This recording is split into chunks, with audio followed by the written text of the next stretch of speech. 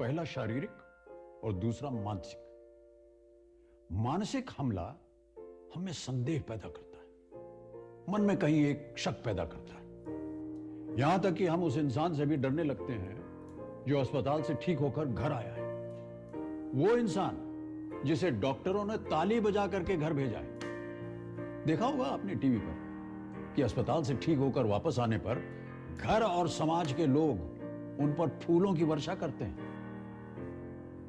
शारीरिक लड़ाई के लिए तो दुनिया भर के जानकार कोशिश कर रहे हैं, और मानसिक लड़ाई हमें ही जीतनी पड़ेगी। यदि हम हार गए तो कोरोना जीत जाएगा, और ये हम कभी होने नहीं देंगे। अपनों को अपनाएंगे।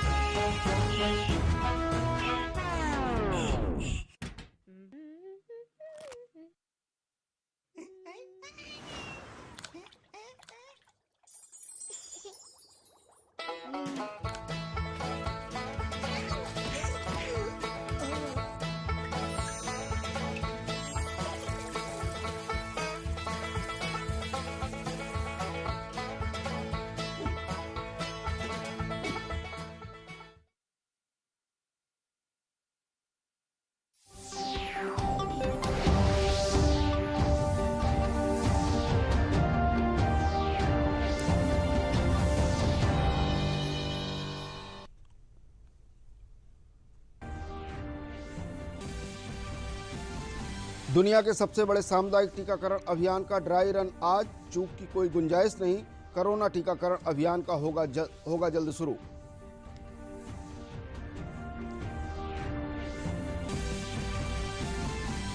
प्रदेश को मिला लाइट हाउस प्रोजेक्ट का तोहफा। प्रधानमंत्री नरेंद्र मोदी ने हल्के वाहनों वाले LHP घरों से जुड़ी परियोजनाओं का कल किया शिलान्यास।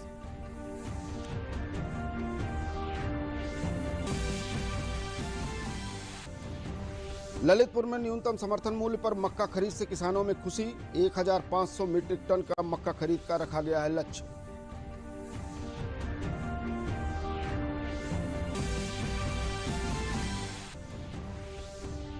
साल के पहले दिन ही राजधानी लखनऊ में लुढ़का पारा। पश्चिम से आ रही बर्फीली हवाओं ने ठंड का किया जबरदस्त आगाज। 3 से 5 जनवरी तक प्रदेश के कई इलाकों में हल्की बारिश का अनुमान। नमस्कार, मैं हूं आशुतोष शुक्ल। अब समाचार विस्तार से। कोरोना वैक्सीन यानी कि टीकाकरण की शुरुआत होना तय है, लेकिन ये दुनिया का सबसे बड़ा सामुदायिक टीकाकरण अभियान होगा। ऐसे में चूक की कोई गुंजाइश नहीं है, और इसलिए देश भर में वैक्सीन की तैयारियों को पुख्ता करने के लिए ड्राई रन होगा। कैसा होगा ये राष्ट्रव्यापी ड्राई रन, देखिए इस रिपोर्ट में। शनिवार से सभी राज्यों की राजधानियों में कम से कम 3 स्थानों पर कोरोना टीकाकरण यानी वैक्सीनेशन की गतिविधि आयोजित होने जा रही है। वहीं कुछ राज्यों की राजधानियों के अलावा कुछ चुनिंदा जिलों में यह अभ्यास किया जाएगा। महाराष्ट्र और केरल की राजधानी के अलावा बाकी बड़े शहरों में भी ड्राई रन आयोजित किए जा सकते हैं। ड्राई रन कराने का उद्देश्य असली वैक्सीनेशन के वक्त आने वाली चुनौतियों का पता लगाना और वास्तविक कार्यान्वयन से पहले चुनौतियों को दूर करना है। इस ड्राई रन में ये देखा जाएगा कि टीकाकरण के लिए बनाया गया कोविन एप्लीकेशन उस वक्त कैसा काम करेगा। साथ ही सभी राज्यों और केंद्र शासित प्रदेशों को टीकाकरण की जगह पर स्थान की पर्याप्त उपलब्धता, जरूरी सामानों की व्यवस्था, इंटरनेट कनेक्टिविटी, बिजली, सुरक्षा आदि के सभी प्रस्तावित स्थलों का भौतिक सत्यापन सुनिश्चित करने के लिए कहा गया है। शनिवार को राष्ट्रव्यापी कोरोना टीकाकरण ड्राई रन को देखते हुए केंद्रीय स्वास्थ्य मंत्री डॉक्टर हर्षवर्धन ने दिल्ली सरकार के अधिकारियों के साथ समीक्षा बैठक की। केंद्रीय स्वास्थ्य मंत्री ने संकेत दिए कि वैक्सीनेशन के दौरान बेहद जरूरी होगा कि कोल्ड चेन ठीक तरीके से काम करे। जहां जहां हमें वैक्सीनेशन करने हैं, उन वैक्सीनेशन के जो साइट्स हैं वैक्सीनेशन की जो टीम्स हैं उन साइट्स के ऊपर जो माइन्यूट से माइन्यूट बातों को ख्याल करना है। हमारा पूरा का पूरा जो कोल्ड चेन का सिस्टम है और फिर जो जहाँ पे हमारी वैक्सीन उस कोल्ड चेन में स्टोर होंगी वहाँ पर स्पेस इत्यादि के इश्यूज हैं, टेम्परेचर है, बिजली है, ये सारे फैक्टर्स। राजधानी दिल्ली के 3 जिलों में शनिवार को कोविड वैक्सीन पर ड्राई रन होगा। एक दरियागंज के पीएससी में, दूसरा जीटीबी अस्पताल और तीसरा साउथ ईस्ट के एक निजी अस्पताल में ड्राई रन होगा। यहाँ तक कि टीकाकरण के वक्त कोई दुष्प्रभाव होगा तो उसके लिए भी तैयारी पूरी की गई है। टीकाकरण के बाद किसी भी संभावित प्रतिकूल घटनाओं के प्रबंधन के लिए ड्राई रन पर ध्यान केंद्रित किया जाएगा। इसके अलावा बीमारी को फैलने से रोकने के लिए सत्र स्थल पर संक्रमण नियंत्रण निर्देश का पालन और प्रबंधन भी किया जा रहा है। राज्यों और केंद्र शासित प्रदेशों को सभी संबंधित हितधारकों को विश्वास में लेकर नई रणनीतियों के माध्यम से सामुदायिक जुड़ाव और जन भागीदारी को बढ़ाने के लिए कहा गया है। गौरतलब है कि इससे पहले देश के 4 राज्यों असम, आंध्र प्रदेश, पंजाब और गुजरात में 2-2 जगहों पर 28-29 दिसंबर को कोरोना वैक्सीन के लिए ड्राई रन पूरा किया गया। इस बीच देश में कोरोना वैक्सीन की मंजूरी के लिए शुक्रवार को केंद्रीय औषधि मानक नियंत्रण संगठन यानी CDSCO में सब्जेक्ट एक्सपर्ट कमेटी ने Pfizer, serum institute of India और भारत बायोटेक प्राइवेट लिमिटेड के वैक्सीन के इमरजेंसी यूज ऑथराइजेशन के अनुरोध पर विचार करने के लिए बैठक की। वहीं वैक्सीन के आपातकालीन उपयोग पर चली सब्जेक्ट एक्सपर्ट कमेटी की बैठक के बारे में स्वास्थ्य मंत्री ने कहा कि उस पर विशेषज्ञ फैसला करेंगे। भारत में कोरोना वैक्सीनेशन को लेकर तैयारियां जोरों पर है। खुद प्रधानमंत्री ने भी कहा कि वैक्सीन को लेकर भारत में हर जरूरी तैयारियां चल रही हैं। वहीं अगर देश में कोरोना संक्रमण के ताजा हालात की बात करें तो देश में कुल सक्रिय मामलों की संख्या में लगातार गिरावट का रुख जारी है। सक्रिय मामले अब घटकर 2.5 लाख के करीब रह गए हैं। 189 दिनों के बाद यह संख्या सबसे कम है। देश में हाल के दिनों में दैनिक नए मामलों की संख्या लगभग 20,000 रही। पिछले 24 घंटे में 20,035 नए मामले दर्ज हुए, जबकि इस दौरान 23,181 मरीज ठीक भी हुए। कोविड से ठीक होने वाले मरीजों की संख्या लगभग 99 लाख हो चुकी है। ठीक हुए मामले और सक्रिय मामलों के बीच अंतर अब बढ़कर 96 लाख से अधिक हो चुका है। इस तरह मौजूदा रिकवरी दर 96% से ज्यादा हो चुकी है। राहत की बात यह भी है कि करीब 78% ठीक हुए नए मरीज 10 राज्यों और केंद्र शासित प्रदेशों से हैं, तो करीब 80% नए मामले सिर्फ 10 राज्यों और केंद्र शासित प्रदेशों से हैं। नितेंद्र सिंह के साथ news night desk, DD news. आज से शुरू हो रहे कोरोना टीकाकरण के ड्राई रन के लिए प्रदेश में क्या कुछ तैयारियां किए गए हैं, इसके लिए हम बात करते हैं अपने वरिष्ठ पत्रकार विजय उपाध्याय से। विजय जी, प्रदेश में इस महामारी के निदान के लिए, टीकाकरण अभियान के लिए क्या कुछ तैयारियां की गई हैं और आज का ड्राई रन किस तरह से प्रदेश में चलाया जाएगा? देखिए, ये जो ड्राई रन है ये जब वैक्सीनेशन वास्तविक शुरू हो, क्या समस्याएं आएंगी उसमें और क्या दिक्कतें आ सकती हैं और किन और चीजों की हमें इनपुट की रिक्वायरमेंट हो सकती है, वो स्मूथली वैक्सीनेशन हो, इसके लिए ये जो पूर्वाभ्यास है ये ड्राई रन के तौर पे इसकी चर्चा है। और उत्तर प्रदेश के आपको पता है कि यहाँ सहारा हॉस्पिटल, KGMO, RML, इन लोगों को इसका सेंटर बनाया गया है और यहाँ पे वैक्सीन की कोल्ड चेन मेंटेन करना वो तो इम्पोर्टेंट है ही है, इसके साथ ट्रांसपोर्टेशन उसका वो बहुत इम्पोर्टेंट है क्योंकि कोल्ड चेन मेंटेन रहते हुए ट्रांसपोर्टेशन होना है। फिर जहाँ वैक्सीनेशन होगा वहाँ लोग आएंगे तो उनका क्राउड मैनेजमेंट कैसे हो, सोशल डिस्टेंस कैसे मेंटेन की जाए, और इन सारी चीजों में जो सबसे बड़ी बात यह है कि जिन लोगों को वैक्सीन दी जाएगी उनको कोविन एक ऐप है, उस पर उनकी एंट्री भी होगी। वो एंट्री की प्रक्रिया, चूंकि वो रिकॉर्ड रखना है कि किन लोगों को वैक्सीनेशन किया गया है और आगे उनमें अगर कोई किसी को, हालांकि कोई दिक्कत नहीं आनी है, लेकिन चूंकि ये बड़े पैमाने वैक्सीनेशन होना है तो इसकी मॉनिटरिंग भी हो सके, तो कोविन में उनका सारा डिटेल डाला जाएगा और इस पूरे प्रोसेस को एक अभ्यास के द्वारा करने की कोशिश की जा रही है। और विजय, पोलियो उन्मूलन के लिए जो अभियान चलाया गया था उस वक्त एक व्यापक तैयारी की गई थी। क्या कुछ जो है पोलियो के उस उन्मूलन के वक्त जो है जो अनुभव है स्वास्थ्य विभाग को और साथ में प्रदेश सरकार को, वो कुछ कितना कुछ काम आएगा इसमें? देखिए, पोलियो अभियान उत्तर प्रदेश में तो करीब 20 साल तक चला और वो जो अनुभव है वो बहुत महत्वपूर्ण है। खासतौर पे कोल्ड चेन मेंटेन करना और सर्वे करना या लोगों के घर तक जाके कैसे वैक्सीनेशन किया जाए, लेकिन उसमें और इसमें एक मौलिक अंतर यह है कि पोलियो की वैक्सीन का सारे जो मानकों पे वो अपने समय पे खरी थी और वो ओरल दी जाती थी ड्रॉप के द्वारा, वो इंजेक्ट नहीं करना था, ये इंजेक्ट करना है। और इस वैक्सीन ये वैक्सीन ज्यादा संवेदनशील है पोलियो की वैक्सीन से। पोलियो की वैक्सीन नॉर्मल टेम्परेचर में भी कुछ देर रह सकती थी, ये कितनी देर रह सकती है। कोविन हमारी कोविशील्ड या जो हमारी वैक्सीन जो यूज की जाएगी उन सारी उसमें थोड़ा सा अंतर है, और ये जो अंतर है इसी को ध्यान में रखते हुए ये मार्केट हो रही है। और इसमें जो सबसे महत्वपूर्ण बात यही है कि डाटा मैनेजमेंट कैसे बेहतर हो, क्योंकि आप डेटा मैनेजमेंट प्रॉपर नहीं रख पाएंगे तो आपके वैक्सीनेशन का में अगर किसी को कहीं कोई दिक्कत आई, एक आध मामलों में ऐसा होता है, तो फिर वो उस पर ढेर सारे सवाल और अफवाहें शुरू हो जाती हैं। बिल्कुल ठीक है विजय जी, बहुत बहुत धन्यवाद आपका इस विस्तार से जानकारी देने के लिए। कोरोना वैक्सीन को लगाने का पूरे प्रदेश वासियों को निश्चित रूप से एक चुनौती है, और इस चुनौती पर सरकार किस तरह से काबू पाएगी, किस तरह से उसके लेकर के तैयारियां हैं, उसका ड्राई रन आज से शुरू किया गया है। बढ़ते हैं अगली खबर की तरफ। नए साल पर प्रधानमंत्री नरेंद्र मोदी ने देशवासियों को हल्के वाहनों यानी LHP का तोहफा दिया है। प्रधानमंत्री ने 6 राज्यों में 6 स्थानों पर लाइट हाउस प्रोजेक्ट से जुड़ी परियोजनाओं का शिलान्यास किया है। LHP का निर्माण मध्य प्रदेश के इंदौर, गुजरात के राजकोट, तमिलनाडु के चेन्नई, झारखंड के रांची, त्रिपुरा के अगरतला और उत्तर प्रदेश के लखनऊ में global housing technology challenge India के तहत LHP का निर्माण किया जा रहा है। प्रधानमंत्री ने इस मौके पर कहा कि 6 प्रोजेक्ट वाकई लाइट हाउस यानी कि प्रकाश स्तंभ की तरह हैं।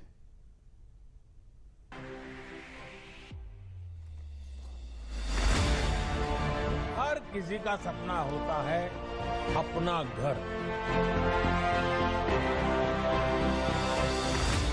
इन घरों की चाबी से कई द्वार एक साथ खुल रहे हैं। जब घर की चाबी हाथ आती है तो एक सम्मानपूर्ण जीवन का द्वार खुल जाता है।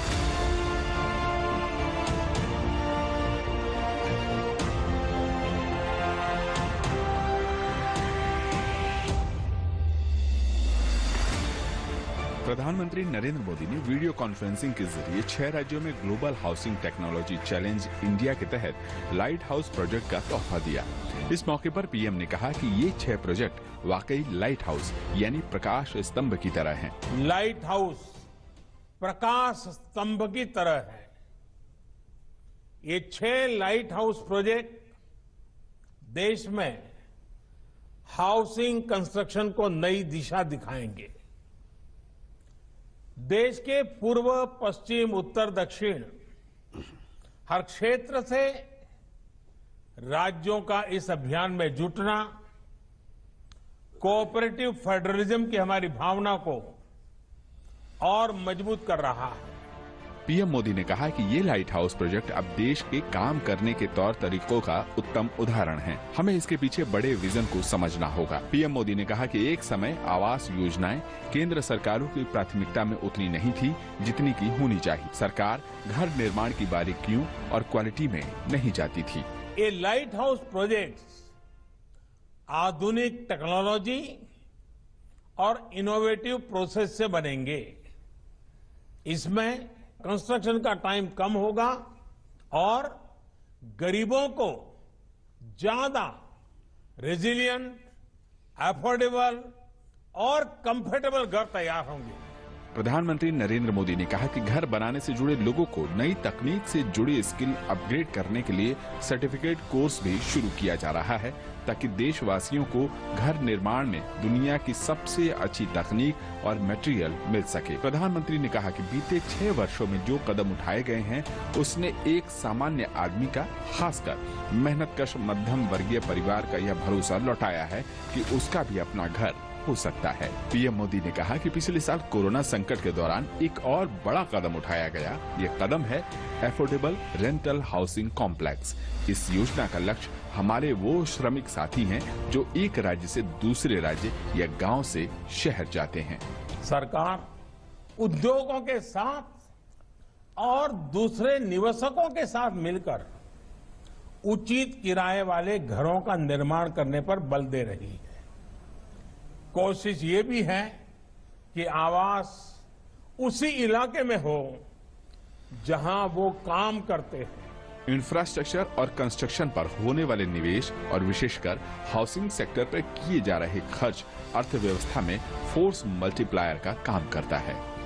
बीते सालों में जो रिफॉर्म्स किए गए हैं उसमें कंस्ट्रक्शन परमिट को लेकर 3 साल में ही हमारी रैंकिंग 185 से सीधी 27 पर आ पहुंची है। इंफ्रास्ट्रक्चर और कंस्ट्रक्शन पर होने वाला निवेश और विशेषकर हाउसिंग सेक्टर पर किया जा रहा खर्च अर्थव्यवस्था में फोर्स मल्टीप्लायर का काम करता है। एलएचपी के तहत 6 शहरों इंदौर, चेन्नई, रांची, अगरतला, लखनऊ और राजकोट में 1,000 से अधिक मकानों का निर्माण किया जाएगा। इस तकनीक में जहां घर बनेगा वहां ना तो बालू पहुंचेगा, न गिट्टी और न ही सीमेंट और ना ईंट। इन तमाम चीजों का इस्तेमाल तो फैक्ट्री में होगा जहां से ये रेडीमेड बाथरूम, बेडरूम और किचन उठाकर लाएंगे और सीधे बहुमंजिली इमारत के स्ट्रक्चर के ऊपर इन कमरों को सजा दिया जाएगा। इस तकनीक से सिंगापुर और जापान जैसे जगहों पर बहुमंजिली इमारतें बनाई जाती हैं। इसके अलावा अगरतला में स्टील फ्रेम का उपयोग कर न्यूजीलैंड की भूकंप रोधी तकनीक को अपनाया जा रहा है, यानी लाइट हाउस में अलग अलग विधियों से घर बनाए जा रहे हैं। लाइट हाउस प्रोजेक्ट के शुभारंभ के अवसर पर मुख्यमंत्री योगी आदित्यनाथ ने कहा कि उत्तर प्रदेश में जल्द ही 10,80,000 परिवारों को प्रधानमंत्री आवास योजना शहरी से मकान उपलब्ध कराए जाएंगे। मुख्यमंत्री ने कहा कि कुल 17 लाख से अधिक परिवारों को प्रधानमंत्री आवास योजना के तहत मकान दिए जाने हैं, जिनमें से 6,15,000 मकान बनकर तैयार हो चुके हैं। लोगों ने 2022 तक सभी को मकान देने की योजना को लेकर प्रधानमंत्री को धन्यवाद दिया। मुख्यमंत्री ने कहा कि प्रधानमंत्री नरेंद्र मोदी के प्रयास से शहरी गरीबों को टिकाऊ और आपदारोधी आवास उपलब्ध कराने में प्रदेश सरकार को सफलता मिली है। इस दिशा में लाइट हाउस प्रोजेक्ट मील का पत्थर साबित होगा। डीबीटी के माध्यम से पात्र लाभार्थियों को इस धनराशि को उपलब्ध कराने और प्रत्येक आवास के साथ एक नोडल अधिकारी को जोड़ने के साथ समयबद्ध और मानक की गुणवत्ता को बनाए रखते हुए जहां इस कार्यक्रम को आदरणीय प्रधानमंत्री जी के मार्गदर्शन और प्रेरणा से पूरी समयबद्धता के साथ और पूरी प्रतिबद्धता के साथ प्रदेश के शहरी क्षेत्र के सभी उन निवासियों को जिनके पास अपना आवास नहीं था या जिनके पास जर्जर आवास थे, उपलब्ध कराने में जहां सफलता प्राप्त हुई है, वहीं साथ ही साथ आज आदरणीय प्रधानमंत्री जी की प्रेरणा से आवासन और शहरी कार्य मंत्रालय भारत सरकार के global housing technology challenge India के आज के इस प्रारंभ होने के अवसर पर मैं आदरणीय प्रधानमंत्री जी का हृदय से अभिनंदन करता हूं। और अब बात अर्थव्यवस्था की। जीएसटी को लेकर अच्छी खबर है। दिसंबर माह में जीएसटी में अब तक का रिकॉर्ड कलेक्शन दर्ज किया गया है। जीएसटी का बेहतर होना केंद्र और राज्य दोनों के लिए ही बड़ी राहत की खबर है। उम्मीद की जा रही है कि आने वाले महीनों में अर्थव्यवस्था में सुधार होने से जीएसटी कलेक्शन में और बेहतरी होगी। अब तक किसी एक महीने में इतना जीएसटी कलेक्शन अब तक नहीं देखा गया था। बीते साल के दिसंबर माह से तुलना करें तो जीएसटी में 12% की बढ़ोतरी दर्ज की गई है। 87 लाख कारोबारियों ने अपना जीएसटी रिटर्न दाखिल किया है। ये आंकड़ा आने वाले दिनों में और भी बढ़ सकता है। जीएसटी में 3 मुख्य हिस्से होते हैं। केंद्र के हिस्से को सीजीएसटी यानी सेंट्रल जीएसटी के नाम से जाना जाता है, जबकि राज्यों के हिस्से को एसजीएसटी यानी स्टेट जीएसटी कहा जाता है। राज्यों के बीच होने वाले कारोबारियों पर इंटीग्रेटेड जीएसटी लगता है, जिसमें इंपोर्ट ड्यूटी कलेक्शन भी शामिल होता है। एक तय फॉर्मूले के आधार पर आईजीएसटी को केंद्र और राज्यों के बीच बांट दिया जाता है। सारी औपचारिकताओं के बाद दिसंबर में केंद्र को 44,641 करोड़ रुपए और राज्यों को 45,485 करोड़ रुपए का राजस्व मिला। सबसे ज्यादा बढ़ोतरी इंपोर्ट ड्यूटी में देखने को मिली, जो 27% की रही। इससे पहले अप्रैल 2019 में सबसे ज्यादा 1,13,000 करोड़ का जीएसटी कलेक्शन देखने को मिला था। नवंबर के मुकाबले दिसंबर में जीएसटी कलेक्शन बढ़ने की 2 खास वजह रही। पहली वजह रही आर्थिक गतिविधियों में आ रही तेजी। इसके साथ ही जीएसटी चोरी को रोकने के लिए वित्त मंत्रालय की ओर से उठाए गए ठोस कदमों का भी असर देखने को मिला है। ये लगातार तीसरा महीना है जब जीएसटी संग्रह 1 लाख करोड़ रुपए के स्तर से ज्यादा रहा है। कोविड महामारी के मद्देनजर देश भर में लगे लॉकडाउन से साल की पहली और दूसरी तिमाही में जीएसटी कलेक्शन में गिरावट देखने को मिली, लेकिन तीसरी तिमाही यानी अक्टूबर और दिसंबर अवधि में औसतन 7% की बढ़ोतरी देखी गई। राज्यों की बात करें तो त्रिपुरा, मिजोरम, नागालैंड, राजस्थान, दादरा एंड नागर हवेली और उड़ीसा में सबसे ज्यादा बढ़ोतरी देखने को मिली है।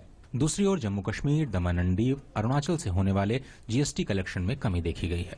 Bureau report, DD news. और अब बात खेती किसानी की। ललितपुर जनपद में खरीफ के सीजन में बोई जाने वाली मक्का की फसल के लिए सरकार द्वारा क्रय केंद्र खोले जाने से अब यहां के किसानों को एमएसपी पर खरीद का पूरा फायदा मिलने लगा है। जनपद के रोड़ा ग्राम में संचालित मक्का क्रय केंद्र पर 1850 रुपये प्रति कुंटल न्यूनतम समर्थन मूल्य पर खरीद की जा रही है। किसानों का मानना है कि प्रधानमंत्री की जो सोच है, किसानों को एमएसपी का बराबर फायदा मिले तो यहाँ के मक्का किसानों को इसका अच्छा फायदा मिलने लगेगा। 2 दिन में भुगतान की सुविधा भी मिल रही है। क्षेत्रीय विपणन अधिकारी मनोज कुमार ने बताया कि सरकार द्वारा खोले गए इस मक्का क्रय केंद्र से 1500 मीट्रिक टन के लक्ष्य के सापेक्ष 500 मीट्रिक टन की खरीद की जा चुकी है। 15 जनवरी तक चलने वाले इस केंद्र से अब तक 160 किसानों को 1 करोड़ से अधिक धनराशि का भुगतान उनके खातों में किया जा चुका है।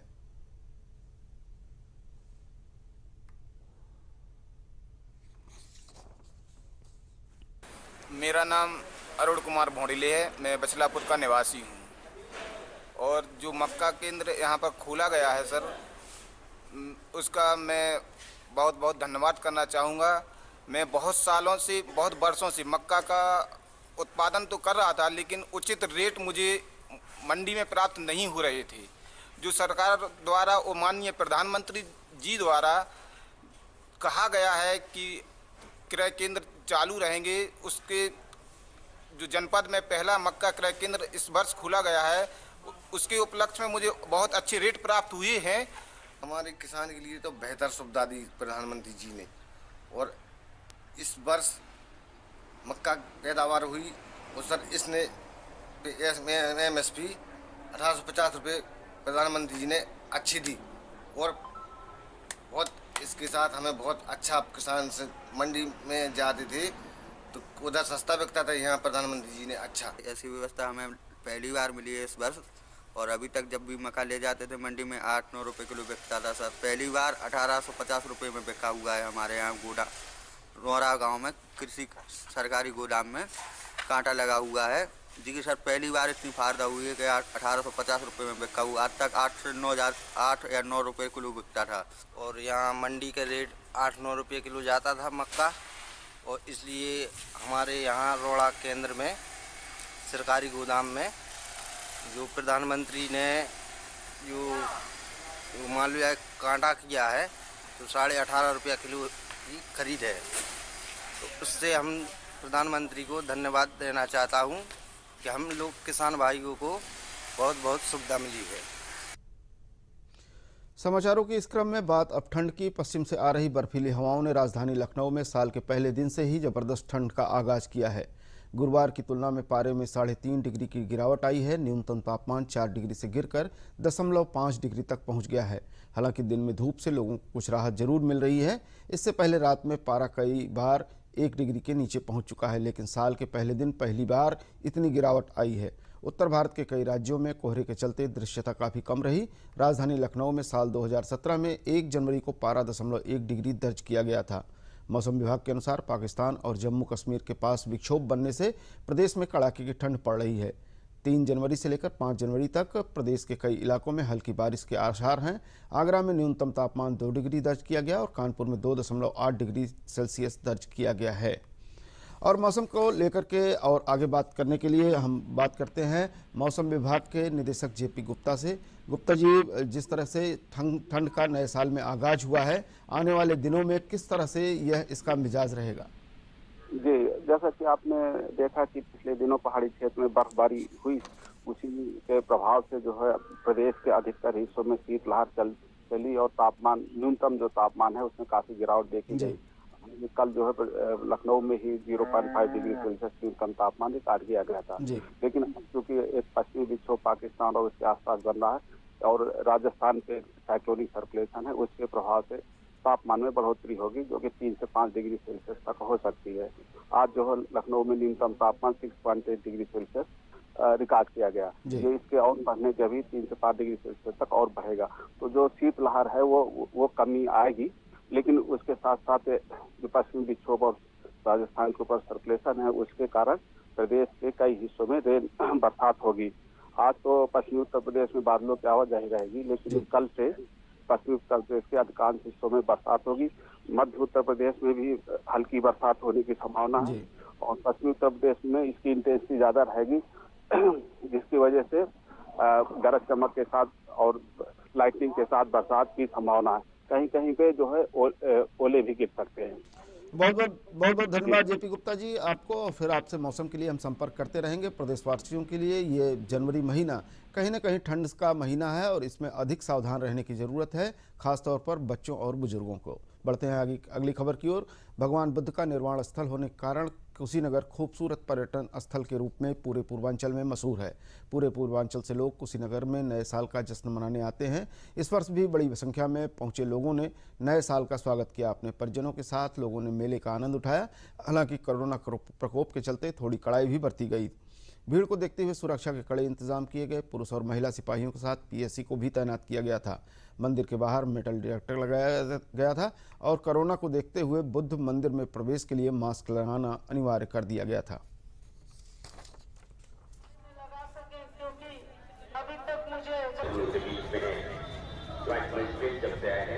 कि बुद्ध भगवान का स्थल है ये, यहाँ सब घूमने आते हैं। हम भी गोरखपुर से आए हुए हैं। ऐसे तो घर हमारा देवरिया है, गोरखपुर रहते हैं। इधर घूमने के लिए आया, बहुत अच्छा लगा। कोरोना तो है बट लोगों को थोड़ा सा फ्री हो गए, लोग घूम रहे हैं, लेकिन ऐसा नहीं घूमना चाहिए विदाउट मास्क। सबको मास्क लगा के घूमना चाहिए और अपनी सेफ्टी अपने हाथ में है। तो आए हैं, किस उद्देश्य है, क्या कहें? हम लोग गोरखपुर से आए हैं और हम लोग यहाँ न्यू ईयर पे टहलने आए हैं। और पब्लिक प्लेस है, इसलिए थोड़ा सा इंजॉय करने के तौर पे हम लोग यहाँ पे आ गए हैं। और अच्छी जगह मानी जाती है। ये हम जान रहे हैं कि ये 4-5 जिला मिला के जो आता है, यहाँ की सबसे अच्छी जगह ये मानी जाती है। 1 जनवरी 2021 से कई नियमों में बदलाव किया गया है, जिसका सीधा असर हर भारतीय नागरिक पर पड़ेगा। यह बदलाव बेहद महत्वपूर्ण है, जिनके बारे में जानना आपके लिए बहुत ज़रूरी है, ताकि आपको नए साल में नई परेशानियों का सामना न करना पड़े और नए इन बदलावों को आपकी संज्ञान में रहें। कुछ मुख्य बदलावों के संबंध में पेश है ये रिपोर्ट। पेमेंट से जुड़े नियम बदल गए हैं। सकारात्मक भुगतान व्यवस्था यानी पॉजिटिव पे सिस्टम के तहत चेक पेमेंट के जरिए 50,000 रुपए या इससे ज्यादा पेमेंट पर कुछ जरूरी जानकारियों को दोबारा पुष्टि करनी होगी। हालांकि यह खाता धारक पर निर्भर करेगा कि वो इस सुविधा का लाभ उठाता है या नहीं। चेक जारी करने वाला व्यक्ति यह जानकारी SMS mobile app, internet banking या ATM जैसे इलेक्ट्रॉनिक माध्यम से भी दे सकता है। कारें और फ्रिज ऑटोमोबाइल कंपनियां अपने कई मॉडल्स के दाम बढ़ाने जा रही हैं, जिसके बाद कार खरीदना पहले की तुलना में महंगा हो जाएगा। अब तक मारुति महिंद्रा के बाद रेनो MG दाम बढ़ाने का ऐलान कर चुकी हैं। वहीं फ्रिज बनाने वाली कंपनियां भी अपने दाम बढ़ा सकती हैं। लैंडलाइन से मोबाइल पर कॉल करने के लिए लगाना होगा 0। अगर आप आग के बाद लैंडलाइन से किसी भी मोबाइल नंबर पर फोन लगाते हैं तो उसके लिए आपको 0 का इस्तेमाल करना होगा। बिना 0 लगाए आपका कॉल नहीं लगेगा। म्यूचुअल फंड निवेश के लिए बदले नियम। सेबी ने मल्टी कैप म्यूचुअल फंड के लिए एसेट लोकेशन के नियमों में बदलाव किया है। नए नियमों के मुताबिक अब फंड का 75% हिस्सा इक्विटी में निवेश करना जरूरी होगा, जो कि अभी न्यूनतम 65% है। सेबी के नए नियमों के मुताबिक मल्टी कैप फंड्स के ढांचे में बदलाव होगा। फंडर को मिड कैप और स्मॉल कैप में 25% निवेश करना जरूरी होगा, वहीं 25% लार्ज कैप में लगाना होगा। UPI के जरिए पेमेंट करना महंगा हो जाएगा। थर्ड पार्टी की ओर से चलाए जा रहे ऐप पर एक्स्ट्रा चार्ज लगाने का ऐलान किया गया है। यह निर्णय national payment corporation of India की ओर से लिया गया है। देश के छोटे कारोबारियों को सरल त्रैमासिक गुड्स एवं सर्विसेज टैक्स यानी GST फाइलिंग सुविधा मिलेगी। नए नियम के तहत जिन कारोबारियों का टर्नओवर 5 करोड़ रुपए से कम है, उन्हें हर महीने रिटर्न दाखिल करने की जरूरत नहीं होगी। नया नियम लागू होने के बाद टैक्स पेयर्स को केवल 8 रिटर्न भरने होंगे। इनमें 4 GST और 3 B और 4 GST R1 रिटर्न भरना होगा। कुछ फोन में व्हाट्सएप काम करना बंद कर सकता है। आने वाली 1 तारीख के बाद कुछ एंड्रॉयड और iOS फोन्स पर व्हाट्सएप अपना काम करना बंद कर सकते हैं। कंपनी ने बताया है कि जो सॉफ्टवेयर पुराने हो चुके हैं उन पर व्हाट्सएप काम करना बंद कर देगा। तो ये हैं कुछ ऐसे बड़े बदलाव। यास्मीन फारूकी के इनपुट के साथ आशुतोष शुक्ल, दूरदर्शन समाचार, लखनऊ। केंद्र सरकार ने इनकम टैक्स रिटर्न फाइल करने की आखिरी तारीख को बढ़ा दिया है। सीबीडीटी ने अलग अलग लोगों को कंपनियों के लिए आखिरी तारीख भी तय कर रखी है। नौकरी पेशा करदाताओं के लिए रिटर्न फाइल करने की आखिरी तारीख 10 जनवरी 2021 कर दी गई है। पहले सभी तरह के करदाताओं के लिए रिटर्न फाइल करने की आखिरी तारीख 31 दिसंबर 2020 थी। वहीं कंपनियों और कारोबारियों के लिए रिटर्न फाइल करने की आखिरी तारीख को बढ़ा दिया गया है। वित्त वर्ष 2019-20 के जीएसटी एक्ट 2017 के तहत पंजीकृत व्यापारियों के लिए रिटर्न फाइल करने की आखिरी तारीख 28 फरवरी हो गई है। वहीं कंपनियों के रिटर्न फाइल करने की आखिरी तारीख 15 फरवरी कर दी गई है। 1 लाख से ऊपर की देनदारी वाले एक्सपायर्स जिनका अकाउंट ऑडिट में डाला गया है, उनके लिए रिटर्न फाइल करने की आखिरी तारीख 31 जनवरी 2021 थी, जिसे बढ़ाकर 15 फरवरी 2021 किया गया है। और अंत में मुख्य समाचार एक बार फिर। दुनिया के सबसे बड़े सामुदायिक टीकाकरण अभियान का ड्राई रन आज, चूक की कोई गुंजाइश नहीं। कोरोना टीकाकरण अभियान जल्द होगा शुरू। प्रदेश को मिला लाइट हाउस प्रोजेक्ट का तोहफा, प्रधानमंत्री नरेंद्र मोदी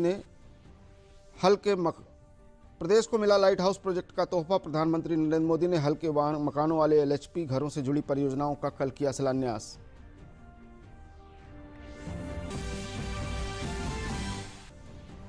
ललितपुर में न्यूनतम समर्थन मूल्य पर मक्का खरीद से किसानों में खुशी। 1500 मीट्रिक टन का मक्का खरीद का रखा गया है लक्ष्य।